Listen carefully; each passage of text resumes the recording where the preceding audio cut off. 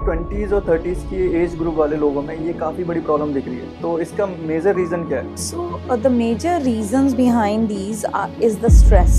दिन में कितने बाल गिरना नॉर्मल माना जाता है? दिन में 100 से 150 बाल गिरना बिल्कुल नॉर्मल है एंड लोगों के अगर 100 से 150 बाल गिर जाते हैं तो लोग इतना कंसर्न हो जाते हैं। कई बार हमारी ओपीडी में बड़ा फनी इंसिडेंस होता है, लोग फोटो खींच के लेके आते हैं। जैसे आजकल काफ़ी कंपनियां हैं जो किट प्रोवाइड कराती हैं, तो काफ़ी कंपनियां हैं जो कि डर्मेटोलॉजिस्ट से सीधा कंसर्न ना कराने की वजह वो डायरेक्ट लोगों को दावा करते हैं कि आपके हेयर फॉल से रुक जाएंगे। लोगों को भरोसा करना चाहिए, नहीं करना चाहिए। अगर हम कुछ भी ना करें तो भी हमारे बाल वापस आ जाएंगे। सच में Nowadays social media has become so much powerful that they are selling everything, you know, degree, no degree, experience, no experience, medical studies, no medical studies, everybody is giving full on ज्ञान, you know। अगर ये सब इतना easy होता और इतना सब आसान होता तो I think हमें डॉक्टरी पढ़ने की जरूरत ही नहीं होती। हेलो दोस्तों, स्वागत है आपका द वाइट कोट टॉक्स के एक नए एपिसोड में। मेरा नाम अनुज है और आज हम बात करने वाले हैं एक ऐसी प्रॉब्लम के बारे में जो कि हर एज ग्रुप को फेस करना पड़ रहा है। जी हाँ, मैं बात करने वाला हूँ हेयर फॉल के बारे में, जिसकी एक्सपर्ट हैं डॉक्टर प्रियंका यादव, जो कि एक डर्मेटोलॉजिस्ट हैं और अपना क्लिनिक भी रन करती हैं। So welcome to the white coat talks ma'am. Hi Anuj, thank you for the introduction. जी, सो मैम फर्स्ट आपके बारे में जानना चाहूँगा कि आपने कैसे चीज़ें स्टार्ट करी एंड आपको किस किस टाइप के पेशेंट्स से डील करना पड़ता है? So Anuj, yes, exactly, you're right. So hair fall is one problem which I guess nowadays every age group is facing, whether it's a young or an adolescent or a teenager, you know, and sometimes even the middle-aged people.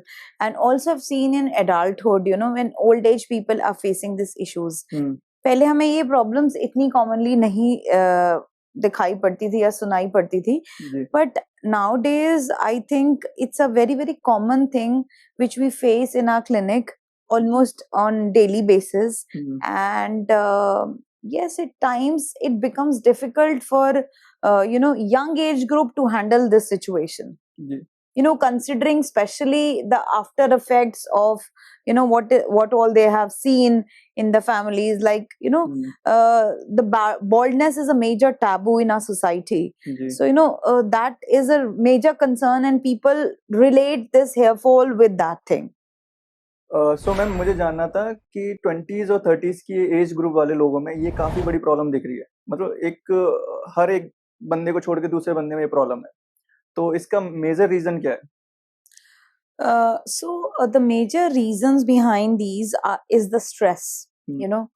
Nowadays if you see, हर किसी इंसान को stress है, तो आप जितना stress इस चीज के बारे में लोगे उतना आपका हेयर फॉल बढ़ेगा। आप जितना उस चीज के बारे में सोचते रहोगे, आपके बॉडी में कुछ ऐसे रिएक्शंस होते हैं, केमिकल रिएक्शंस, जिसकी वजह से आपका स्ट्रेस इंड्यूस होता है और वो स्ट्रेस मल्टीफोल्ड बढ़ जाता है अगर आप उस चीज को कंटिन्यूअसली थॉट करते रहो। So you know, if you keep thinking about उसी चीज के बारे में again and again, तो I think कहीं ना कहीं आपके स्ट्रेस लेवल्स बहुत हाई हो जाते हैं और उसकी वजह से लोगों को अक्सर ये हेयर फॉल सडनली एकदम मल्टीफोल्ड इंक्रीज हो जाता है। ओके, तो अगर हम सोचें, दिन में कितने बाल गिरना नॉर्मल माना जाता है? So अगर आप ऐसे सोचे तो दिन में 100 से 150 बाल गिरना बिल्कुल नॉर्मल है। ओके।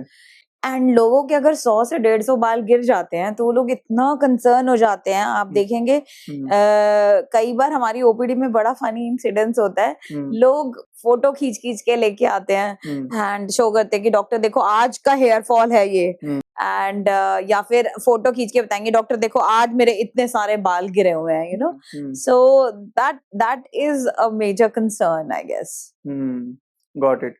सो जैसे कि बहुत लोगों में देखा जाता है कि हेयर फॉल तो हो रहा है पर कंट्रोल नहीं हो रहा, और वो काफ़ी अलग अलग तरह के शैम्पू यूज़ करते हैं।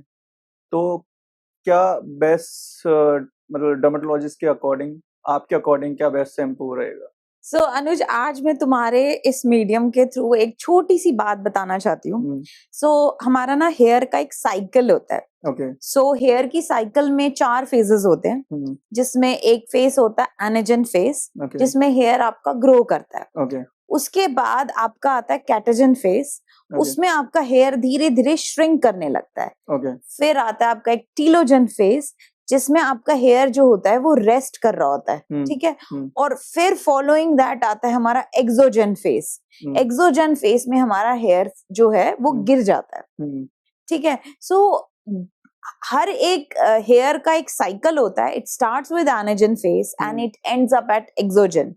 सो जब वो टीलोजन फेस में पहुंचता है तो वो हेयर बहुत वीक हो चुका होता है और उसकी साइकिल ऑलमोस्ट लाइफ स्पैन जो है वो खत्म हो चुकी होती है. So now it has been prepared to just shed, nothing but just shed. So it has to fall. एक हेयर कभी भी लाइफ लॉन्ग लास्ट नहीं कर सकता.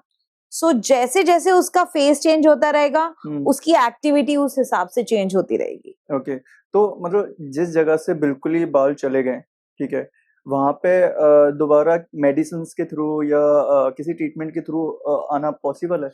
अब जो तुमने ये बोला, एक जगह से पर्टिकुलर अगर किसी के बाल चले गए, तो ये कंप्लीटली डिफरेंट एंटिटी है. ओके. इसको एलोपेशिया एरियाटा बोलते हैं. ये हेयर फॉल का पार्ट नहीं है. Okay. So this is a medical problem. This is an autoimmune disorder. Okay. So this is called alopecia areata. Okay. And if we talk about hair fall, we are talking about telogen effluvium, which is a resting phase of a hair. And when it is fully completed its lifespan or life cycle, it has to fall. Okay. जैसे आजकल काफी company आई हैं जो गमी form में medicine देने लगी हैं, serum form, बहुत सारी एक किट प्रोवाइड कराती हैं. तो काफी कंपनियां हैं जो कि डर्मेटोलॉजिस्ट से सीधा कंसर्न ना कराने की बजाय वो डायरेक्ट लोगों को दावा करती हैं कि आपके हेयर फॉल से रुक जाएंगे. तो ये कितना सही है और कितना गलत है? लोगों को भरोसा करना चाहिए, नहीं करना चाहिए? देखो यार, आजकल मार्केट में सब कुछ ही बिक रहा है. You know, specially nowadays social media has become so much powerful that they are selling everything. You know, degree, no degree, experience, no experience, medical studies, no medical studies, everybody is giving full on gyan, you know, that आपको क्या हो रहा है, without even consulting a doctor. अगर ये सब इतना easy होता और इतना सब आसान होता, तो I think हमें डॉक्टरी पढ़ने की जरूरत ही नहीं होती. बिल्कुल, है ना. हम दादी नानी के नुस्खों से ही अपना जीवन शैली आगे बढ़ा सकते थे. So there is a science behind it. And we have to understand the science, and then only we should take a mindful decision about it. So I know there are companies who are selling their products left, right, center, everywhere, you know, without even thinking. And people, जब इंसान इतने stress में होता है ना, तो उसका hair fall हो रहा है, उसको कोई रास्ता समझ में नहीं आ रहा, you know, usually people can fall for such gimmicks so easily because उनको लगता है कोई भी चीज बहुत easily fix हो सकती है. But मैं आपको बताऊं, लाइफ में कोई भी चीज easy fix नहीं है. हर चीज के behind एक साइंस है, हर चीज के behind एक लॉजिक है. And we have to understand the logic, the science behind it, and then only we can find the right treatment for that. मुझे लगता है उस ट्रीटमेंट के बाद भी लास्ट में डॉक्टर के पास ही आना होता है. बहुत सारे लोग होते हैं जो किट्स लेके आते हैं ओपीडी में, और ऐसे ऑलमोस्ट हर दूसरे दिन का एक्सपीरियंस होता है कि डॉक्टर साहब ये तेल मैंने खरीदा था किसी आयुर्वेदिक सेंटर से, या ये तेल मैंने लिया था बाल लंबे करने के लिए, और मैंने इसका इंस्टाग्राम पे सोशल मीडिया पे रिव्यू पढ़ा था, बहुत सारे लोगों के बाल आ गए हैं वापस. इनफैक्ट एक बार तो मेरे पास ऐसा एक ओपीडी में पर्सन आया था, उसने कहा कि उसने किसी आयुर्वेदिक डॉक्टर के पास गया था या समहाउ किसी नीम हकीम के पास गया था. I am not the right person to say कि वो किसके पास गया था.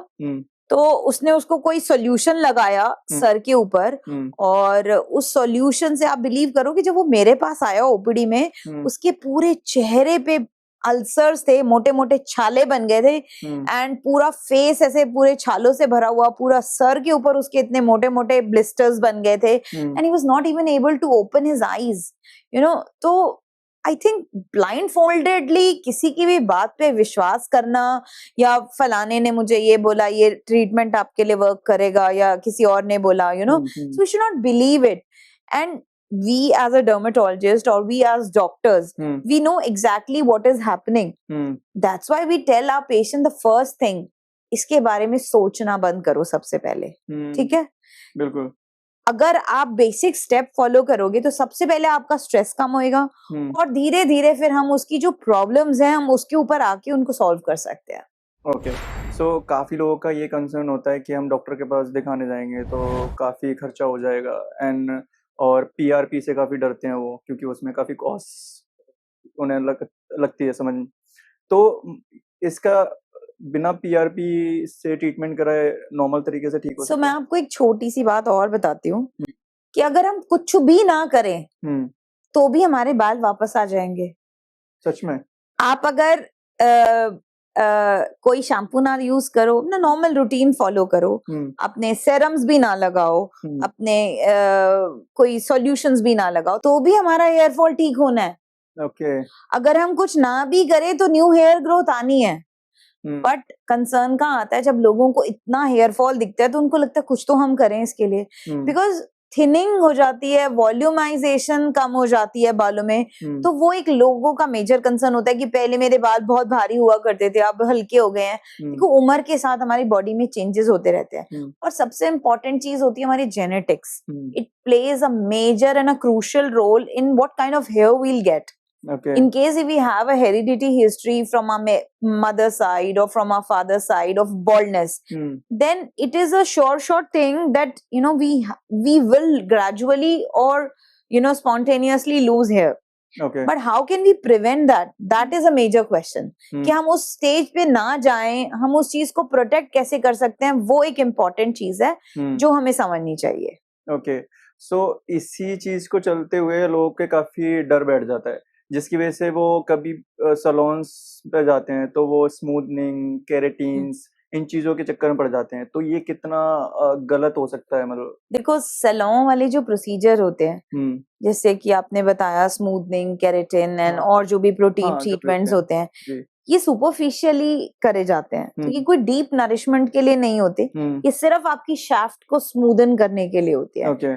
बट डेफिनेटली इसके साथ इन्वॉल्व होता है हीट ट्रीटमेंट, और जब आप हीट ट्रीटमेंट देते हो तो वो आपके बालों को डैमेज जरूर कर सकता है. ठीक है, केमिकल ट्रीटमेंट जो होते हैं, जो कलरिंग में यूज होते हैं, आपके बालों को ब्लीच कर दिया जाता है, उनका जो ऊपर का जो टॉप कोट है वो हट जाता है, तभी आपका बाल ब्लीच होता है. तो जो आपका बाल है वो ऑलरेडी बहुत वीक हो चुका है. okay. तो अब उसके लिए मतलब वो आगे जाके वो हेल्दी होने की बजाय वो ब्रिटल हो जाएगा, वो रफ हो जाएगा, और वो इवेंचुअली इतना वीक हो जाएगा कि वो रेगुलर हीट ट्रीटमेंट्स करा करा कि वो वीक होके टूट जाएगा और गिर जाएगा. बिल्कुल बिल्कुल. जैसे मैंने काफी सुना है कि अगर ऑयलिंग करते हैं तो उससे डेंड्रफ बढ़ता है, ठीक है, एंड उसकी वजह से हेयर फॉल होना स्टार्ट हो जाता है. तो लोगों को ये होता है कि कितना ऑयलिंग करना चाहिए, कितना नहीं करना चाहिए, तो ये भी काफी बड़ी प्रॉब्लम है. ये भी दोनों सेपरेट एंटिटी हैं. So dandruff is called seborrhea, ठीक है, और seborrheic dermatitis. So which happens exactly you said कि बिकॉज किसी किसी का जो स्कैल्प होता है, जैसे आपने देखा होगा एक्ने हर किसी के फेस पे नहीं होता, ठीक है. अब जिसके फेस पे एक्ने होगा उसका स्कैल्प भी ऑयली होगा. अगर आपका स्कैल्प ऑयली है, ऑयल प्रोडक्शन ओवर एक्सेसिव हो रही है, ठीक है, तो क्या होगा, आपका ऑयल प्रोडक्शन ज्यादा हो रहा है, आप उस पे अगर सुपरफिशियली भी ऑयल लगाएंगे तो आप एक एनवायरनमेंट क्रिएट कर रहे हैं, प्लस गर्मी, पसीना, ह्यूमिडिटी, वो सारा फैक्टर्स जो हैं उसमें आपका जो ऊपर का लेयर है स्कैल्प का वो ब्रेक डाउन होने लगता है, और उसको वो छोटे छोटे पीसेस में फ्लेक्स करके वो ब्रेक डाउन होता है, और वो हमारा फंगस होता है. बिकॉज फंगस वहीं ग्रो करता है जहां उसको हॉट एंड ह्यूमिड टेम्परेचर या एनवायरनमेंट मिलता है. ठीक है, तो इसीलिए अगर आपने ऑयल लगाया, ऑयल प्रोडक्शन ऑलरेडी एक्सेसिव है और साथ में हॉट है, ह्यूमिडिटी है, तो it's a short recipe to definitely have a dandruff. But it is not related with hair fall. There can be people who may not have a hair fall but still have dandruff, and the vice versa, you know. Okay. Doctor, अगर hair fall रुक नहीं रहा किसी का, तो उसका first step क्या होना चाहिए?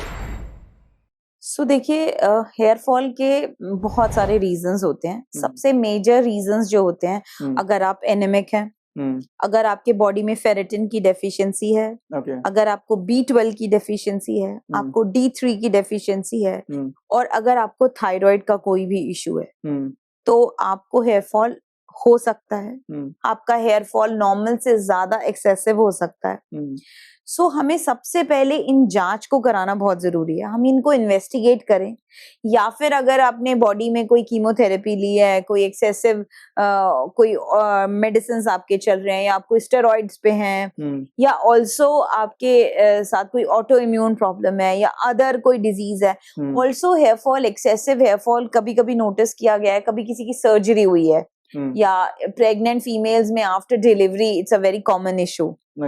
So these are the major issues, why we have a hair fall. So first we have to investigate, and then we come to a conclusion that what could be the possible reason for the person's hair fall. Okay. जैसे हमने starting में discuss किया था कि 20s and 30s के लोगों में ये फॉल का काफी प्रॉब्लम है, तो ये इतना बढ़ गया है कि लोगों को कंट्रोल ही नहीं हो रहा, मतलब वो जड़ते ही जा रहे हैं बाल और गंजापन आना स्टार्ट हो गया। तो ये देखो ना कि 20s और 30s वाले लोग कितने अब्यूजिव हो चुके हैं। हाँ, ठीक है, उनका लाइफस्टाइल कैसा हो गया है। हाँ, उनका सेडेंटरी लाइफस्टाइल होता है, उनकी हैबिट्स जो हैं वो बहुत खराब हो चुकी होती हैं। ठीक है, प्लस उनकी स्लीप साइकिल पैटर्न्स बहुत डिस्टर्ब्ड होते हैं। उसके अलावा स्ट्रेस कितना होता है, work related, finance related, emotionally, family wise, everywhere they are stressed out, work related. So all these factors contribute to their hair fall. तो हो सकता है आप कई बार ऐसा नोट करेंगे कि 40s 50s में पेरेंट्स हैं, उनको अभी तक हेयर फॉल नहीं हो रहा, और 20 30s में बच्चे हैं, उनको हो रहा है। बिल्कुल, है ना जी। So this is because of the lifestyle also. Lifestyle के अलावा यंग बॉयज एंड गर्ल्स में ये काफी प्रोडक्ट यूज करने लगे हैं, तो इसका कितना रोल है? मतलब देखो, कोई भी आपको कोई प्रोडक्ट बता देता है and you start using it, बिल्कुल, तो इवेंचुअली आप अपने कंसर्न्स तो हैं आपके, बट आपका रीजंस तो आपने फाइंड आउट किया ही नहीं ना कि किस कारण से आपको हेयर फॉल हो रहा है। तो अगर आप आपके या मेरे या किसी और के कहने पे अगर आप कोई प्रोडक्ट यूज कर रहे हो, तो आपको कैसे मालूम कि वो आपके लिए राइट भी है कि नहीं है? है ना? हो सकता है किसी XYZ पर्सन का कोई और कंसर्न है, उसको किसी और रीजन की वजह से हेयर फॉल हो रहा है, आपको किसी और रीजन की वजह से होता है। तो सब प्रॉब्लम्स की एक ही दवाई तो नहीं हो सकती ना। बिल्कुल। तो हर चीज को हमें एड्रेस करना पड़ता है, पहले उसका रीजन फाइंड आउट करना पड़ता है, और उसके बाद उस कंसर्न को हम एड्रेस कर सकते हैं। ओके, अगर उन्हें कोई शैम्पू या कोई प्रोडक्ट ऐसे हेयर फॉल के लिए देखना है, तो उसमें क्या-क्या चीजें देखनी चाहिए पर्टिकुलर? सबसे पहले हमें बायोटिन होना जरूरी है हमारे ईटिंग में, है ना। टैबलेट्स के फॉर्म में हम बायोटिन ले सकते हैं, बिकॉज बायोटिन एक प्रोडक्ट है और प्रोटीन है जो कि हमारे हेयर को फिक्स करने में हमारी हेल्प करता है। उसकी डोजिंग जो होती है वो डॉक्टर सजेस्ट करे आपको। ठीक है, आप खुद से उसको सेल्फ मेडिकेट ना करें। ठीक है। एंड शैम्पू, जैसे शैम्पू की अगर हम बात करें तो उन शैम्पूज को हमें यूज करना चाहिए जो हमारे हेयर ग्रोथ को हेल्प करें। Caffeinated shampoos are good, but again excessive usage of anything is bad. Okay, regular shampoo use करने से प्रॉब्लम हो सकती है? रेगुलर शैम्पूज यूज करने से कोई इशू नहीं आता ना? नहीं। ओके डॉक्टर, इन प्रॉब्लम्स के बारे में तो हमें काफी चीजें पता लगी, तो इनके सॉल्यूशंस और इनके ट्रीटमेंट क्या है? सो ट्रीटमेंट बहुत ही हर पर्सन के हिसाब से अलग ट्रीटमेंट है सबका। सो बट फिर भी मैं इन जनरल आपको एक चीज बता रही हूँ, जैसे कि बायोटिन मैंने बताया आपको खाना बहुत जरूरी है हेयर फॉल में अगर आपको इम्प्रूवमेंट चाहिए तो। इसके अलावा कुछ सेरम्स आते हैं, कुछ सोल्यूशंस आते हैं। लोग मिनॉक्सिडिल का यूज काफी अच्छा करते हैं इसमें, और basic treatment starts with the help of protein supplement which is a biotin. So biotin should be decided in what dose we should have, how many times in a day, and for how long we can have it safely. Second thing is there is one solution which is called minoxidil, commonly used for hair fall. Minoxidil, yes, definitely it's a great help, but minoxidils के कुछ side effects भी हैं, और कई बार minoxidil के usage से लोगों को डैंड्रफ बढ़ जाता है, या फिर हेयर थोड़ा सा ब्रिटल हो जाएगा, रफ हो जाएगा. So we can choose from serums also. There are serums available in the market which are not minoxidil but little other salts which can help you in regrowth of the hair. Also, there are few shampoos which help you in regrowth of the hair. So basically, when your scalp is cleansed and so there are more chances of hair regrowth is definitely there. So these are the few treatments which can be possible on the OPD basis. Apart from that, there's a treatment which is very commonly known as PRP. आपने सुना ही होगा. So PRP is basically platelet rich plasma. जिसमें हम around 15 to 20 ml blood लिया जाता है patient से, और ये पेशेंट का ही ब्लड होता है. हम किसी और का ब्लड किसी और पेशेंट में नहीं यूज कर सकते. सो उसमें ब्लड को, रेड ब्लड सेल्स को उसमें से सेपरेट कर दिया जाता है और आपके प्लेटलेट्स बचते हैं. So these platelets are basically your growth factors. जैसे कि बचपन में आपने कभी देखा होगा कि हमें चोट लग जाती थी, तो हम हर चोट के लिए तो डॉक्टर के पास नहीं जाते थे ना, क्योंकि हमारी बॉडी में एक सेल्फ हीलिंग मैकेनिज्म होता है जिससे हमारी बॉडी के घाव भर जाते हैं. ठीक है. सिमिलरली वो जो मैकेनिज्म होता है वो आता कहाँ से है? प्लेटलेट से. सो उसी प्लेटलेट को हमने सेपरेट कर दिया ब्लड सेल से, रेड ब्लड सेल से. अब हमारे पास वो प्लाज्मा आ गया. अब उस प्लाज्मा को हम आपके स्कैल्प पे इंजेक्ट कर देते हैं. So with the help of needle, and those needles are very, very small needles, so it's not a painful procedure because it's done usually after the application of a numbing cream for around 40 minutes. And patient happily does it. There's no pain to it. And ये आपका blood है, आप ही के body में जा रहा है, तो इसका कोई side effect भी नहीं है. Okay, got it. So इसमें जैसे ट्रीटमेंट लेने के बाद अगर तो उन्हें किन किन चीजों का ध्यान रखना पड़ता है, और इसमें ज्यादा प्रॉब्लम तो नहीं आती? सो आजकल पीआरपी के भी ना बड़े फॉर्म्स आ गए हैं. ठीक है. एक प्लेन पीआरपी, एक जीएफसी पीआरपी जिसमें ग्रोथ फैक्टर्स कंपोनेंट्स अलग से होते हैं, additional to that. Apart from that, now there are more advanced treatments like exosomes and all, and also there is a treatment called stem cell treatment. So there are various levels of the treatment, but to start with definitely one should start with a PRP. And once you do PRP, it's usually done like once a month, and few sessions are required in a regular basis. Around 6 to 8 sessions one has to do regularly, and after that one can do like maybe once in a quarter, or maybe one in 2 months, like that. And once your hair is restored back, then it can be maintained with the help of medicines. Okay, got it. तो इसमें मतलब hair transplant तो नहीं करा जाता इसमें blood के through? So देखो, हेयर ट्रांसप्लांट किन को जरूरत पड़ती है? हेयर ट्रांसप्लांट उन लोगों को जरूरत पड़ती है जहाँ पे स्किन हमारी ऐसी हो जाती है, प्लेन हो जाती है. ठीक है. वहां पे हमारे जो हेयर फॉलिकल जो होते हैं वो कम्प्लीटली फाइब्रोज्ड हो जाते हैं. तो अब फाइब्रोसिस मतलब हेयर फॉलिकल शट डाउन हो चुकी है. ठीक है. अब उसका गेट कभी नहीं खुलने वाला है. उसमें से हेयर फॉलिकल कभी निकलेगा ही नहीं. तो in those cases we require a transplant. So when we have a condition like that, then transplant is the only solution which can work for them. However, if you have a phase where your hair is going into a thinning phase, then PRP is very, very helpful. And if you are into an initial phase, then all these medicines, serum, solutions can greatly help you. Okay, got it.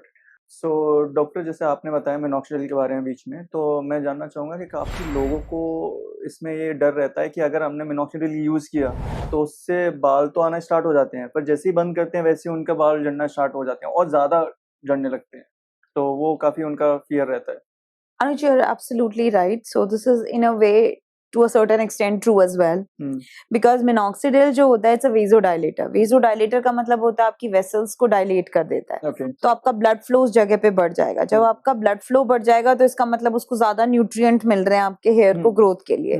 तो जब उसको hair growth के लिए nutrition मिल रहा है ज्यादा, तो वो अच्छे से ग्रो करेगा. बट जैसे ही आपने उसको एब्रप्टली बंद कर दिया, तो न्यूट्रिशन सडनली कोलैप्स हो जाएगा उसके लिए, और हेयर फॉल फिर से दोबारा वापस स्टार्ट हो जाएगा. So there's a way to it. Minoxidil should not be abruptly ended. It should be always firstly started with the help of your dermatologist consultation. Secondly, it has to be regularly monitored by your dermatologist so that he or she can actually tell you how to use it, how many times to use it in a day, and it has to be stopped gradually by tapering it down. It should not be ended like, all of a sudden. Okay.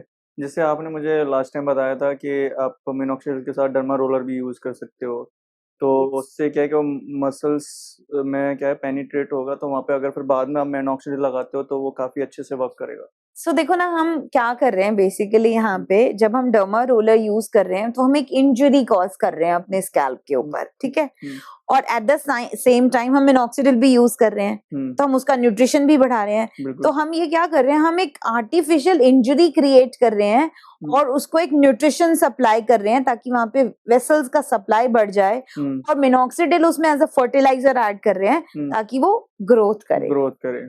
So, it's just a concoction of many signs all together with the help of a derma roller, with the help of minoxidil. So, it's basically a concoction therapy in which we are artificially creating an injury. We are adding a fertilizer in the form of minoxidil and we are improving the growth of your hair. So, जैसे अभी हमने बात करी थी कि लोग घर पे जैसे डायरेक्ट मिनोक्सिडिल यूज करना स्टार्ट कर देते हैं, तो ऐसे ही लोग होम रेमेडीज ट्राई करते हैं, तो उसमें आपका क्या कहना होगा? देखो भाई, बिल्कुल आजकल लोग करते हैं और उसमें हमारा कोई कंट्रोल नहीं है। होम रेमेडीज अक्सर घर में आपके पेरेंट्स, ग्रैंड पेरेंट्स आपको बोलते हैं कि मेथी का तेल लगा लो, नीम का तेल लगा लो, अनियन का रस लगा लो इसमें। सो बेसिकली इन शॉर्ट अगर आप इसको देखो, थोड़ा साइंटिफिकली इसको समझो, तो ये है क्या? इरिटेंट। जब इरिटेंट आप लगा रहे हैं तो इरिटेंट से क्या होगा, आपका कोलाजन बढ़ना शुरू हो जाएगा, वहां पे आपकी बॉडी हीलिंग करने मैकेनिज्म में चली जाएगी और सडनली आपको थोड़ी बहुत ग्रोथ दिख जाएगी। तो it's basically creating an artificial injury in the form of irritants to be used, which can be in the form of anything, home remedials, and it does help little bit, but not to an extent that it can stop your hair fall completely. Okay, उसके लिए तो doctor के पास ही consult कराना पड़ेगा। Yes, I would like to tell you, there are always experts available, to decide this.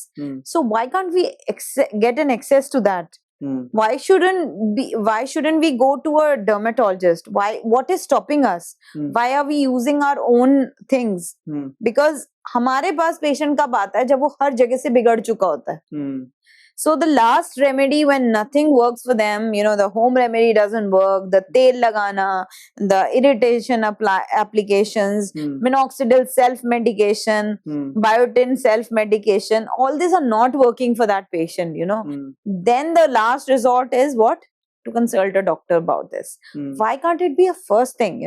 You can fix it then and there itself. Maybe it will not exceed to that level where you need to carry bags of hair falls. तो मुझे लगता है कि doctor तो आपको government hospital या charitable hospital होते हैं, तो आप उनमें कम से कम फीस में भी आप चेकअप करा सकते हैं। बिल्कुल, you're absolutely right. There are so many government hospitals available, and nowadays there are even private hospitals are available. Medical colleges are there. So you must go to a concerned department. आप जाइए department of dermatology में अपनी concerns बताइए, और I'm sure वहाँ पे लोग आपके सॉल्यूशंस भी देंगे, और वहाँ पे तो लोग फ्री में भी सॉल्यूशंस देते हैं, सैम्पलिंग भी करते हैं, कई बार आपके पास फ्री सैंपल्स होते हैं, वो भी दे देते हैं। चैरिटेबल हॉस्पिटल्स में जा सकते हो, हम खुद भी चैरिटी करते हैं। I also go to one of the charitable hospitals where we charge very nominal fees and we give sometimes even free samples to our patients, and we do get good results with that. Even the PRP what we are doing is a very nominally priced. नहीं, हाँ, क्योंकि लोग ये समझते हैं कि India में क्या ही मतलब स्पेशली डॉक्टर को दिखाना, और सबसे बड़ा कंसर्न तो ये आता है कि कोर्स कंप्लीट नहीं करते। तो इसके लिए मतलब लोगों को क्या क्या चीजों का ध्यान रखना चाहिए कि कंप्लीट कोर्स हो तो इससे ज्यादा अच्छे रिजल्ट आए? देखो, अगर आपका हेयर फॉल एक बार हॉल्ट हो गया है, ठीक है, और उसके बाद वो महीने 2 महीने आप उसको मेंटेन करिए, उसके बाद अपनी ट्रीटमेंट को धीरे धीरे अपने डॉक्टर की एडवाइस के साथ टेपर डाउन करिए. Okay, got it. So one has to do a complete course, because अगर आपने कहीं मिडवे छोड़ दिया, अभी क्या है ना, अगर मैं आपको ट्रीटमेंट दूंगी, आपको 10-15 दिन में असर आने लगेगा, आपको लगेगा डॉक्टर मैं तो ठीक हो गया, अब तो मुझे जरूरत ही नहीं है, मेरे तो हेयर फॉल रुक गया एकदम सडनली, तो अब मुझे क्या जरूरत है. अब क्या होगा, वो कुछ महीने अच्छा रहेगा, फिर वो दोबारा ओपीडी में आएगा, डॉक्टर साहब आपने जो ट्रीटमेंट दिया था ना, वो उस समय तो बहुत अच्छा हो गया था, बड़ा वापस से चालू हो गया, क्योंकि आपने तो ट्रीटमेंट कभी कंप्लीट किया ही नहीं. आप तो हाफ वे ही चले गए ना. बिल्कुल. तो आपको treatment completion is a major concern in India. तो डॉक्टर, हमने अभी काफी चीजों पर बात करी. सो अभी एक और चीज है, फिनिस्ट्राइड करके. लोगों को उससे काफी डर लगता है, और आजकल काफी लोग उसके बारे में बात भी करते हैं. Yes. So finasteride is one molecule which is US FDA approved. Okay. And it is a very beautiful drug which helps you in greatly in fixing of your hair fall. Okay. So in dermatology for hair fall, we give a very nominal dose and a very limited dose of finasteride. And for a certain period of time, and it really helps like amazing. And most importantly, finasteride is the only molecule which is US FDA approved treatment for hair fall. Okay. अब जैसे आपने पूछा लोग इससे डरते क्यों हैं, so there's a reason behind. इससे वही लोग डरते हैं जो ज्यादा गूगल करते हैं, ठीक है. अब मैं आपको बताऊंगी कैसे. finasteride के बारे में अगर आपने हल्का सा भी गूगल कर लिया तो आपको लगेगा कि finasteride अगर मैंने लेना शुरू करा तो मेरी जो सेक्सुअल लिबिडो है वो कम हो जाती है. Okay. तो लोगों को ये बहुत बड़ा मिथ है कि finasteride लेने से कि उनकी सेक्सुअल कैपेबिलिटीज जो हैं वो कम हो जाती हैं. But I would just like to tell you, it's not like that. The amount of dosing we are using for hair fall, it will not cause any such problem. Also, if any of my patient experiences such issues, it can be very well reversed. The moment you stop the drug, your things can be reversed. It's not a permanent damage or anything which is, like going to cause you a problem which is going to last you all through your life. So this is a very good drug, beautiful drug for your fixing of your hair. Okay. But I always tell my patients, okay, when I give you finasteride, I request you not to Google it, because कभी-कभी हमारे ना जैसे sometimes you must have seen people start manifesting those things in them. तो वो जहां वो manifestation आ जाती है, जहां वो ज्यादा गूगल नॉलेज आ जाती है, तो वहां पे फिर वो फियर फैक्टर आ जाता है और फिर इट डज नॉट वर्क. तो ये क्या ओरल फॉर्म में लोग लेते हैं? Yes. So it is available in oral form as well as it is available in topical form, right? Okay. So oral form में इसका जो डोजिंग होता है वो बहुत कम होता है. Okay. टॉपिकल फॉर्म में जब हम finasteride यूज करते हैं तो वो सिर्फ स्कैल्प के लिए होता है और वो उसी लोकलाइज्ड एरिया में ही अफेक्ट करता है. इट्स नॉट कि कभी ऐसा देखा है तुमने कि फेस पे क्रीम लगाई और पूरे बॉडी पे असर आ गया? बिल्कुल नहीं आता ना. नहीं. तो ऐसे ही finasteride जब आप सर पे लगाओगे तो ऐसा थोड़ी है कि पूरे बॉडी में उसका असर आने लगेगा. नहीं. हाँ. So you have to understand, again there's a science behind it. So please do not fall for such myths. ये तो काफी फियर, मतलब किसी भी चीज को लेके आ जाते हैं तो लोग, मतलब मुझे तो ये लगता है कि चीजों को लेकर नॉर्मलाइज करना चाहिए, या तो उसके बारे में पूरी रिसर्च करो तरीके से या उसे नॉर्मलाइज करो. ये जो हाफ हार्टेड नॉलेज होती है ना, ये बहुत डेंजरस होती है. डेंजरस होती है लोगों को काफी इससे. सो अगर आपको किसी भी चीज से डर लग रहा है तो आप आओ, डॉक्टर से बात करो, समझो प्रॉब्लम को और उस चीज का सोल्यूशन निकालते हैं. मैम, जैसे आपने मुझे उसका हेयर फॉल का ट्रीटमेंट बताया था ना कि आप मिनोक्सिडिल करो, ये शैम्पू यूज करो, मैंने वही फॉलो किया और वो ट्रीटमेंट मैंने लास्ट तक यूज किया था और मेरे हेयर फॉल होना भी बंद हो गए और मेरे जहाँ पे बाल चले गए थे वहाँ पे बाल भी आना स्टार्ट हो गए. तो काफी अच्छे रिजल्ट दिखे हैं मुझे. बिल्कुल. तो मुझे ये लगता है कि अगर प्रॉपर नॉलेज हो या डॉक्टर से प्रॉपर कंसल्ट हो, ठीक है, और दूसरा उसे नॉर्मलाइज कर दें कि आप क्या बहुत जितना जल्दी आप उसको एड्रेस कर लोगे ना, उतना जल्दी आप उसको फिक्स कर सकते हो. अगर आपने उसको प्रोलॉन्ग कर दिया तो आपका जो हेयर फॉल है वो भी प्रोलॉन्ग हो गया, आपका ट्रीटमेंट भी प्रोलॉन्ग हो गया और साथ में सॉल्यूशन तो ऑब्वियसली आपको मिला ही नहीं उस चीज का. हाँ, वो तो है. बिल्कुल. सो दोस्तों, आपको पता चल ही गया होगा कि 20s एंड 30s की एज में जो प्रॉब्लम आ रही है वो किस वजह से आ रही है. जो कि आपको भी पता है कि लाइफस्टाइल और स्ट्रेस भी काफ़ी बड़ा मेजर कंसर्न रहा है। अगर आपने ध्यान नहीं दिया तो मेल और फीमेल वेलनेस आ गई एक बार, तो फिर हेयर रीग्रोथ नहीं होगा, जिसकी वजह से आपको लास्ट स्टेज यही रहेगी कि आपको फिर हेयर ट्रांसप्लांट करना पड़ जाएगा, जिसकी वजह से आपको काफ़ी बड़ी प्रॉब्लम हो सकती है। तो प्लीज़ अपना ध्यान रखिए, अपनी हेल्थ का ध्यान रखिए। Healthy here is a reflection of healthy lifestyle. तो प्लीज़ ध्यान रखें अपनी हेल्थ का। Thank you. नमस्ते।